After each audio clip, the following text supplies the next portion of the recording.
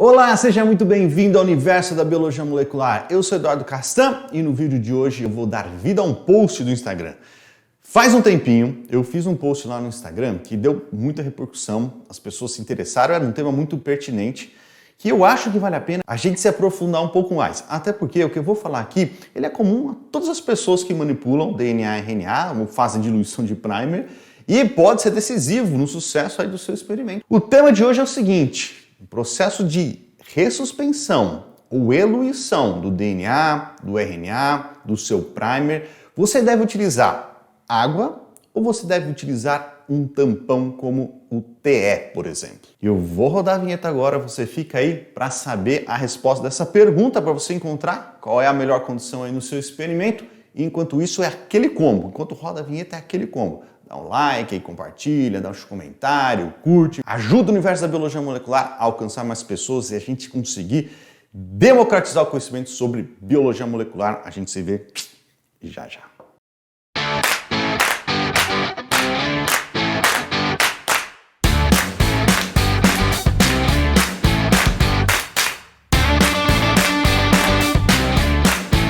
Maravilha, vamos começar então. Ressuspensão de DNA, RNA, primer deve ser feito em água ou TE. Vamos descobrir isso agora.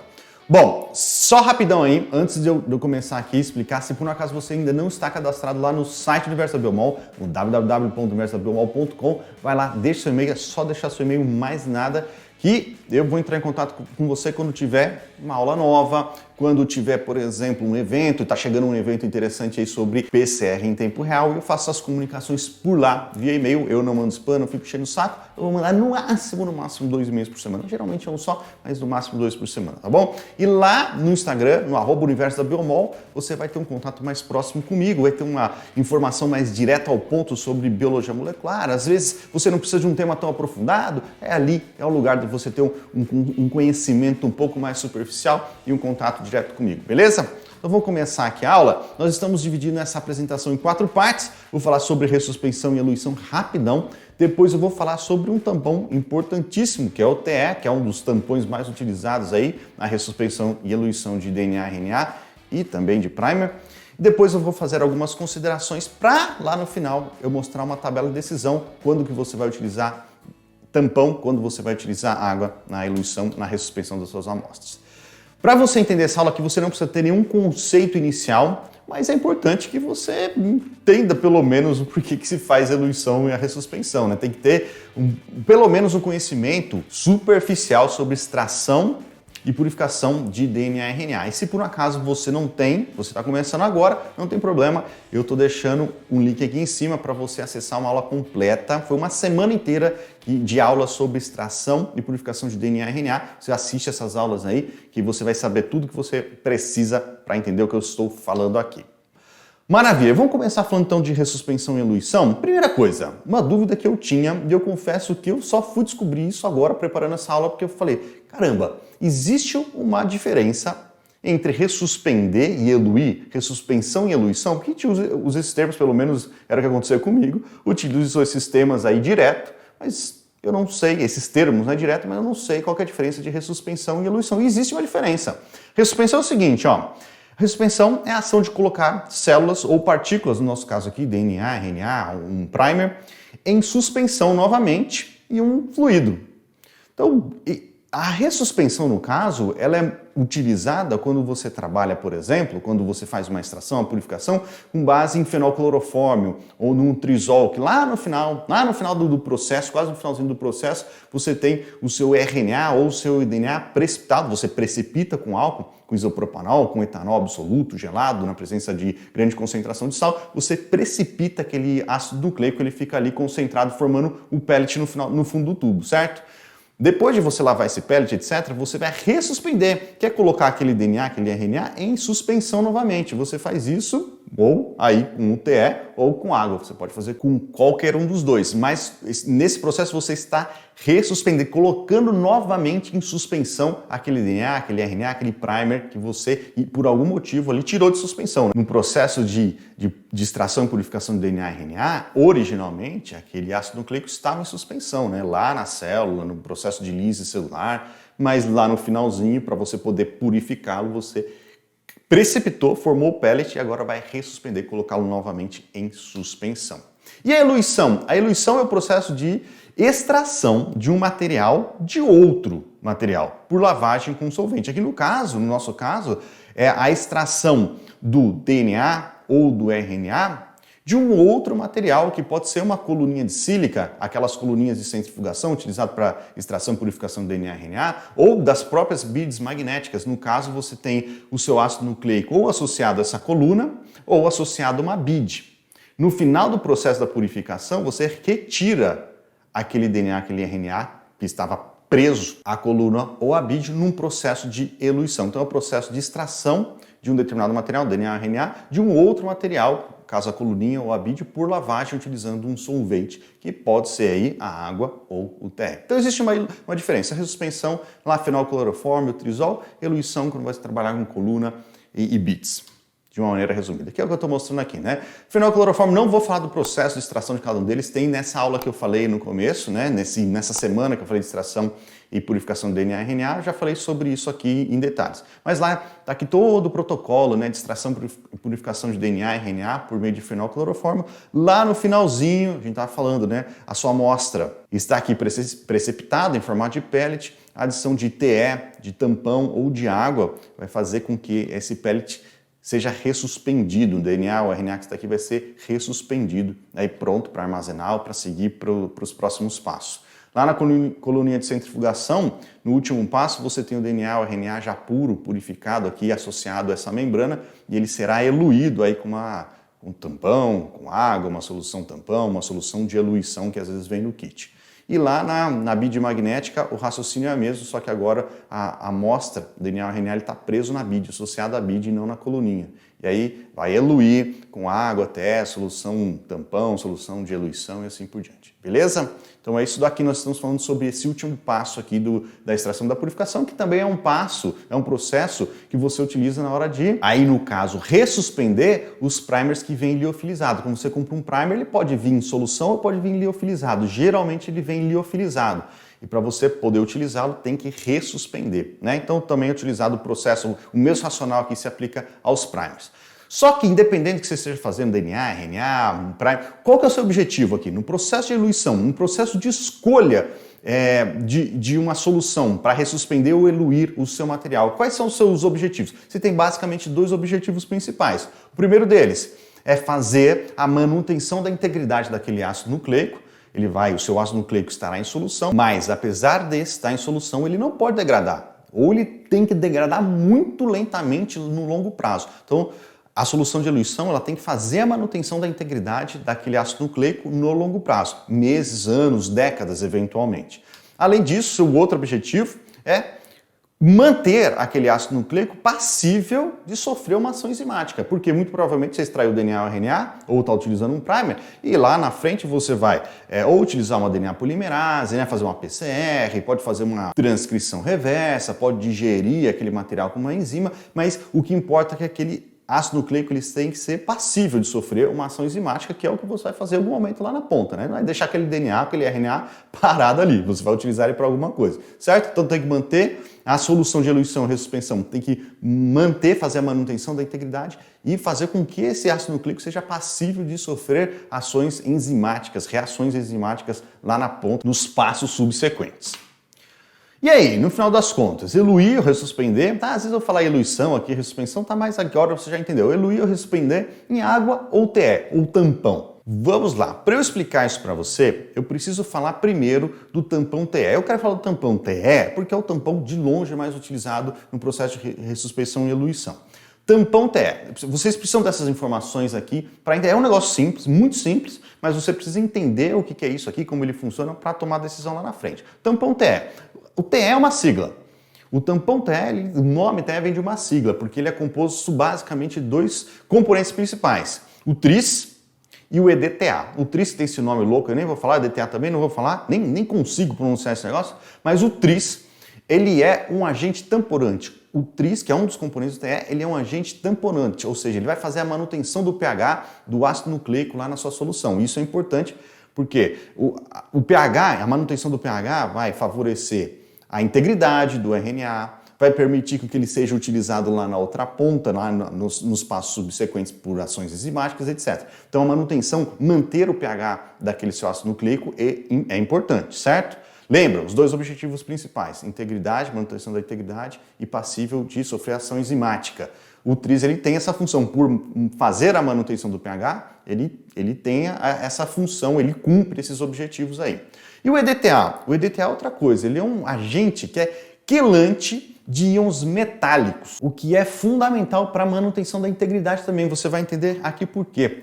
Os íons metálicos, no caso íons metálicos bivalentes, como o cloreto de magnésio, na verdade o magnésio, né, 2+, eles são cofatores de enzimas como as nucleases. Então, DNase, RNase, aquelas enzimas que fazem a degradação do seu ácido nucleico, elas têm como cofator íons divalentes ou íons bivalentes. Então, para ela funcionar adequadamente, ela tem que estar na presença de um íon bivalente, como o magnésio 2+, por exemplo. E é aí que entra a importância do EDTA. Como eu falei para vocês, o EDTA é um agente quelante de íons metálicos, como o magnésio. Um agente quelante, ele vai fazer esse processo de quelar, nem sei se existe essa palavra, acho que sim, de quelar, que no final das contas é produzir quelatos, utilizando os íons metálicos nesse processo. No processo de produção dos quelatos, o EDTA vai indisponibilizar o cofator das enzimas como as nucleases, DNase, a RNase, ou seja, ele vai utilizar aquele negócio e vai disponibilizar aquilo para a enzima, ou seja, a enzima não vai conseguir funcionar adequadamente já que o cofator dela não está mais presente, ele foi utilizado em outro processo aí.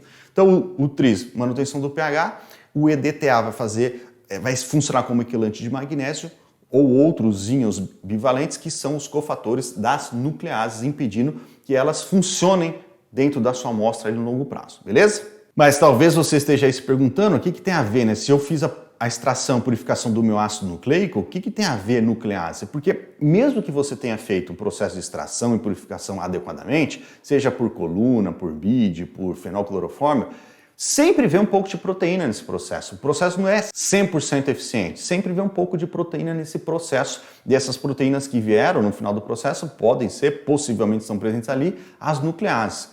E essas nucleases, depois que o seu material está eluído ou ressuspendido naquela solução, sei lá qual que você utilizou, água ou té, que você vai escolher daqui a pouco, as nucleases ali presentes, elas podem funcionar no longo prazo, mesmo armazenado, mesmo em baixa temperatura, aquelas enzimas, aquelas nucleases, elas podem funcionar no longo prazo, principalmente se você precisar congelar, descongelar a amostra algumas vezes aí. Então, o fato de você ter um produto, uma substância como o EDTA, que funciona como quelante de íon bivalente, vai inibir essas nucleases que possivelmente estão contaminando as suas amostras, mesmo que você tenha feito uma purificação super eficiente, certo? Então ele tem essa função muito importante de evitar a degradação no longo prazo das suas amostras. Dito isso, e aí, vale a pena eluir com TE ou água? Com essas informações que eu passei para você agora, não faria sentido nenhum utilizar água. Somente TE, né? O TE vai fazer a manutenção do pH e evitar que as nucleases degradem o seu material. Então, atingindo aqueles dois objetivos principais, por que utilizar água? Cara, a resposta eu já te dei no final das contas, e aqui a gente entra na parte de considerações. Olha isso daqui, olha esse slide aqui, eu já usei na aula lá de PCR, por exemplo. Na aula de PCR a gente falou todos os ingredientes da PCR, né? A PCR vai pegar um DNA, alvo e amplificá-lo de maneira específica, fazer várias cópias daquele fragmento de maneira específica. Para isso, você precisa colocar num tubo o DNA que vai servir como molde, vai precisar colocar o primer, vai colocar tudo ali e vai colocar quem? Um íon bivalente, que é o magnésio, que é o cofator da DNA polimerase, que faz a PCR, que é o cofator de enzimas como a transcriptase reversa, que também é uma DNA polimerase, que é o cofator de enzimas como as nucleases, que você não quer que degrade o seu RNA, seu DNA lá na ponta. Ou seja, o EDTA, que é um quelante de íon bivalente, que vai inibir a atividade enzimática das nucleases, ele pode inibir também a atividade da DNA polimerase da sua PCR, porque ele vai utilizar o magnésio, do cloreto de magnésio lá da PCR, nesse processo de produção de quelatos, exatamente da mesma maneira que ele funciona para inibir a atividade enzimática de nucleases, ele pode inibir atividades enzimáticas aqui da sua PCR, de uma transcrição reversa, de qualquer outra atividade enzimática e enzimas que utilizem íons bivalentes como cofator, beleza? Então aí você já começa a perceber que talvez nem sempre o TE seja a solução ideal para você ressuspender ou eluir as amostras. E agora vamos responder essa pergunta aqui: TE ou água? Para você tomar a decisão, você tem que levar algumas coisas em consideração. São vários fatores, mas aqui os 3 mais importantes. Primeiro, a pureza da sua amostra. Se o seu processo de extração e purificação ele é eficiente, você utilizou um kit que é eficiente, a sua amostra ela é facilmente purificável, você já tem mão para fazer esse processo, você talvez consiga uma pureza alta lá na outra ponta, né? Extraiu, purificou o DNA, o RNA vai ter uma pureza alta lá na outra ponta. Aí, para você verificar a pureza, tem a aula de pureza aí também, vou deixar aqui o link para a aula de pureza, para você fazer a análise de pureza, mas uma das maneiras de você verificar a pureza é através da absorbância, 260 a 280, a quantidade de ácido nucleico presente na sua amostra em relação à quantidade de proteína presente na sua amostra. Então, a pureza é um fator importante, porque se você tem uma pureza baixa, a relação A260 a A280 muito baixa, quer dizer que você tem muita proteína em relação a DNA e RNA. Então, possivelmente, você tem alta concentração de nuclease ali no meio. Então, talvez, nesse caso, seja, por exemplo, mais interessante utilizar um TE, que vai fazer esse processo de quilação aí. O tempo de armazenamento também é importante. Eu falei para vocês que as nucleases, ainda que em baixa quantidade, ainda que a amostra esteja em baixa temperatura, elas podem ser ativadas, elas podem funcionar e degradar o seu material genético ao longo de anos, ao longo do tempo, né? Ela vai funcionar ali toda vez que, sei lá, você precisou descongelar a amostra, ela vai funcionar um pouquinho. Ou teve uma queda de temperatura no laboratório, o que acontece? Ela vai funcionar um pouquinho. Aquele material foi utilizado em diferentes experimentos, ela vai funcionar um pouquinho. E ao longo do tempo ela vai degradando aquele material. E você deve considerar também as aplicações subsequentes. Você, nos próximos passos, possivelmente vai fazer uma atividade enzimática ali, uma PCR, uma transição reversa, vai fazer um tratamento com uma digestão, sei lá. Você vai fazer algum processo que utiliza enzimas que tem como cofator íons bivalente. Essas aplicações, elas demandam uma sensibilidade muito grande, uma precisão muito grande ali da atividade enzimática, deve pontuar, considerar isso também na hora de escolher, beleza? Então vamos lá. Para organizar o raciocínio aqui, ó. Tampão TE. Qual que é a vantagem de trabalhar com tampão TE? Ele vai fazer a manutenção da amostra, vai manter a amostra mais estável por mais tempo, né? Por conta da manutenção do pH e inibindo a atividade enzimática. Qual que é a desvantagem dele? Como ele é um quelante de íons bivalentes, ele pode interferir em reações enzimáticas, como a DNA polimerase lá na frente de uma PCR. A água, qual que é a vantagem da água? Ela não vai interferir nessas reações enzimáticas, que utilizam uma DNA polimerase, por exemplo. Porém, as amostras ressuspendidas em água, elas tendem a ter menor estabilidade ao longo do tempo, por anos, por exemplo, meses ou anos, certo? E aí, por fim, a gente chega na tabela de decisão, e é isso aqui que você vai utilizar como guia para você. Tabela de decisão. A sua amostra é aquilo que você vai fazer, né? A sua amostra. Qual é o tempo de armazenamento da sua amostra? É um tempo curto? Curto aqui, de semanas a meses, não muitos meses, não mais do que um ano, de algumas semanas até um ano mais ou menos. E a sua aplicação ela demanda muita precisão, ou seja, a atividade enzimática ela tem que funcionar ali 100% ou o máximo possível. Se você vai armazenar por pouco tempo e a sua aplicação demanda muita precisão, aí você faz a eluição em água. Não tem por que fazer em TE, né? O tempo não é um problema para você nesse caso, mas você precisa da sua enzima sem inibição nenhuma, né? Funcionando a todo vapor, o cofator dela tem que estar disponível para ela funcionar, água. Agora, você tem o seu tempo de armazenamento é curto, mas a sua aplicação não demanda muita precisão, aí você faz no TE. Mesmo que o armazenamento seja curto, você vai armazenar por pouco tempo, possivelmente você não vai utilizar essa amostra toda, talvez vai pegar um pouco dela, utilizar no seu experimento e depois guardar o resto, né? Mas mesmo assim, aí não tem porquê você fazer em água, vai no tampão TE mesmo, porque você garante que a amostra vai estar mantida ali em condições adequadas por mais tempo. Agora, quando você tem uma outra situação, o tempo de armazenamento é mais longo, de um ano para mais, alguns meses, né? De um ano, aqui geralmente um ano, de um ano para alguns anos, e a sua aplicação não demanda muita precisão, você vai no TE também. Então, a atividade enzimática aqui, ela é importante, obviamente, mas não é tão delicada assim, e o tempo de armazenamento é longo, vai no TE, melhor solução para você. E existe aí uma solução intermediária que eu não falei até agora. Imagine que você tem um tempo de armazenamento longo, necessidade de tempo de armazenamento longo, e a sua aplicação ela demanda muita precisão, ou seja, a atividade enzimática ela é muito importante, refinada nesse processo, você tem a possibilidade de fazer um tampão chamado Low-TE, que é uma variação do TE, no qual você vai utilizar o tris, beleza? E o EDTA numa concentração menor. Vai ter EDTA ali ainda, mas uma concentração menor. É um intermediário, é um tampão intermediário entre a água e o TE. Para finalizar esse raciocínio, agora que você já tem aqui essa tabela de decisão, você segue isso aí como guia para você, mas para finalizar nosso raciocínio aqui, algumas informações a mais. Eu dou alguns exemplos aqui de aplicações que podem demandar pouca precisão, né? A atividade enzimática não precisa ser tão eficiente assim, mas eu coloquei aqui podem, né? Não necessariamente, depende do que você vai fazer. A PCR convencional, mais grosseira, que talvez a amplificação do alvo ali é uma amplificação, mesmo que não seja com 100% de eficiência, ela já é suficiente.